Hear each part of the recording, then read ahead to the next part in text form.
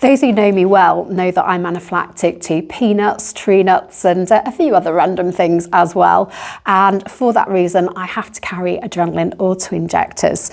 And I keep them in a little med pack because they don't like sunlight, they don't like heat, they don't like cold, should never be kept in a fridge. And what's really important is to know that many people carry two for good reason. And also there's a little window on them. And what you just want to do is just check that that window is clear, because if it's clear, fantastic, it's adrenaline. If it's gone brown and bitty, it's got too hot, or it's really well expired, and actually it's not going to work. What's also really important to know is that people like you can help people like me to take the Adrenaline Auto-Injector if I'm unable to do it for myself for any reason. So I've got a training one here that I can have a little play with and show you how they work. I'm not going to waste my live ones just to show you. So just like the live one, the training one's got a blue end and orange end. Think blue to sky and orange to thigh, and the needle end is at the orange end.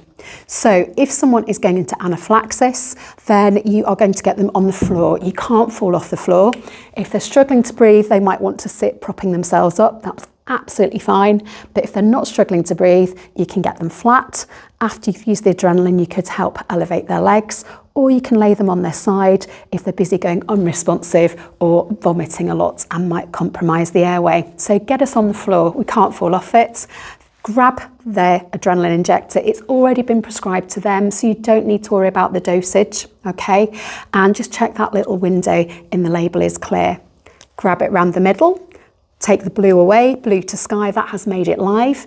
You're going to aim for anywhere in the upper outer quarter of the casualty's leg. Just make sure you support the leg so they don't move as you do a short swing and jab. It's not like a massive thing, just a very short little jab in, and it will click. When it clicks, it will fire the needle through the clothing and into the muscle in their leg. Do keep a really firm grip, because it does actually vibrate as it's administering that dose, and you don't want to be letting go. Now, there is another brand in the UK, and that does take longer to inject. So I just recommend you keep everything in for a count of 12 elephants, or just keep hold of it if it's still vibrating and don't let go, because vibrating means the spring-loaded mechanism is pushing the medicine into the muscle. When it stopped vibrating, we've got past 12 seconds, it's no longer vibrating, take it out.